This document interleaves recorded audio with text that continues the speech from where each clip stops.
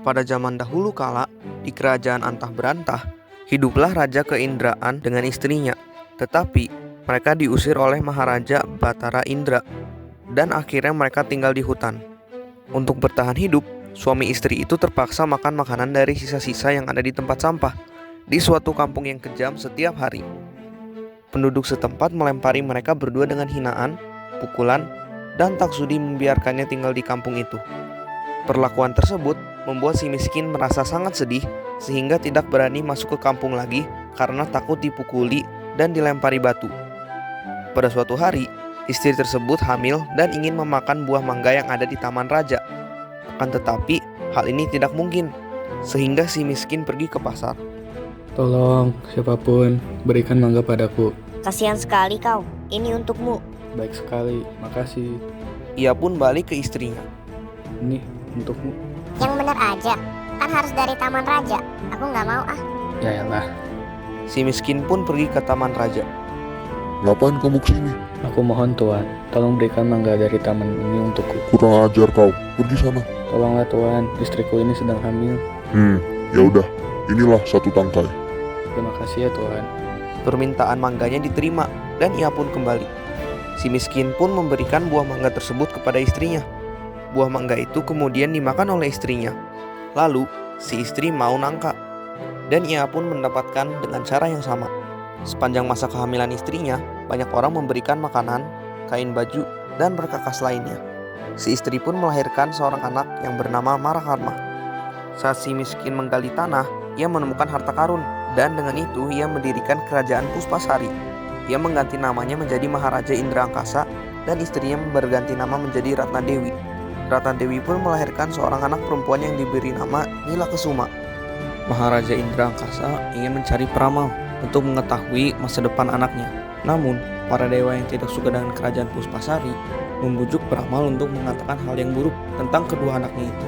Wahai Tuan Maharaja, kedua anakmu itu akan membawamu sial di masa depan yang akan datang. Oh tidak, aku harus mengusir kedua anakku demi kerajaan ini. Maharaja Indra Angkasa pun memutuskan untuk membuang kedua anaknya. Marakarma dan adiknya dibuang ke hutan. Saat Marakarma pergi meninggalkan adiknya untuk membuat api, dia disangka pencuri dan dibuang ke laut. Marakarma terdampar di sarang raksasa, di mana ia bertemu dengan seorang putri bernama Cahya Kairani. Wah, siapa namamu? Aku Cahya Kairani. Dan kemudian Marakarma menjadikan dia sebagai istrinya. Keduanya berhasil diselamatkan oleh sebuah kapal. Tetapi nahkoda kapal itu menyukai istri Marakarma. Wah, cantik sekali dia. Senyumannya seperti sinar matahari yang menghangatkan hati siapa saja melihatnya. Aku harus membuang si Marakarma agar dia bisa menjadi milikku.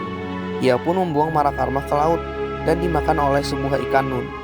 Setelah beberapa lama, ikan itu terdampar di sebuah pantai dan ditemukan oleh nenek kebayan. Wah, ada ikan besar. Coba kita buka. Astaga, ada orang. Untungnya, terima kasih telah menyelamatkan saya, Nek. Saya sekarang lagi di mana ya? Kamu sedang berada di kerajaan Pelanggan Cahaya yang dipimpin oleh Maharaja Puspa Indra dan anaknya Mengindrasari. Anaknya ini menikah dengan seorang putri yang bernama Mayang Mengurai. Tadi juga ada kapal yang baru sampai. Nahkodanya itu sahabat baik Raja Puspa Indra. Ia membawa istri cantik kebanggaannya, meskipun mereka sering bertengkar. Marakarma tahu bahwa itu adalah istrinya dan membuat rencana dengan nenek kebayan yang kebetulan pekerjaannya adalah menjual rangkaian bunga. Nek, tolong aku dong. Tolong tawarkan sebuah karangan bunga ke istriku dan selipkan cincin pernikahan ini, agar ia tahu bahwa aku masih hidup. Nenek itu pun pergi menemui Cahya Kairani. Halo, ini ada satu karangan bunga. Kamu mau beli? Boleh. Ini kok ada cincin sih? Cahya Kairani pun sadar akan suaminya yang masih hidup dan bertemu dengan Mayang Mengurai. Mayang Mengurai pun akhirnya sadar bahwa adiknya masih hidup. Setelah itu, Mengindrasari, suami dari Mayang Mengurai, memerintahkan agar semua penduduk berkumpul ke istana, lalu meminta Cahya Kairani menunjukkan siapa sebenarnya suaminya itu.